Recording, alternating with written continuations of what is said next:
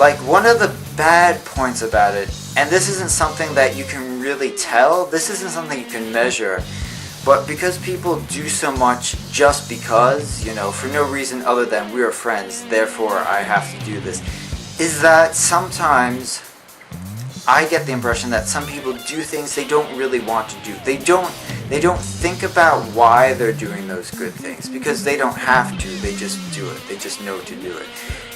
And so you can't say like, oh, I wish you did this because you wanted to and not because you feel you have to. You can't, you know, judge why someone is doing something good, and you really shouldn't question why someone's doing something good.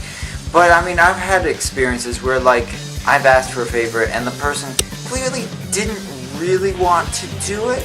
Like, you know, they would have wished I hadn't asked for that kind of favor, but you know, they'll do it anyway. Like, I've had times where I've called in favors where I realize, oh, this is kind of the last favor I can call in.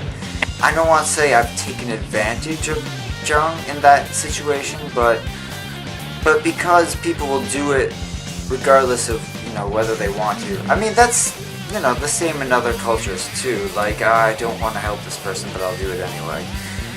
But here, like, I guess there isn't that much thought put into, does this person deserve this? And I mean, I guess that's kind of arrogant to start deciding, you know, who should I do something nice for? How nice should I be? But here, I guess sometimes it's hard to tell whether it's just being done for the sake of that it should be done, or if it means something. Another thing I really like about like Jung, I can't say it's really because of this, but because of these kind of relationships, like if you're friends, you are friends. Like, you don't kind of have to, I mean, you know, the first time it's a little, you know, getting to know you, whatever, and maybe the second time too, as is usual. But the kind of expectations are still tight, like from that beginning. And that's really nice. And the other nice thing is, if my friend introduces their friend to me, automatically we're friends. Like, that other bond, you know, creates this new bond. Like, as long as we're all hanging out together, suddenly that new person is my friend too. Like, there's that kind of immediate trust, like taking responsibility for knowing that person and taking responsibility for figuring out what you can do for that person. Like, you know, this is their career, this is their interest, can I offer anything?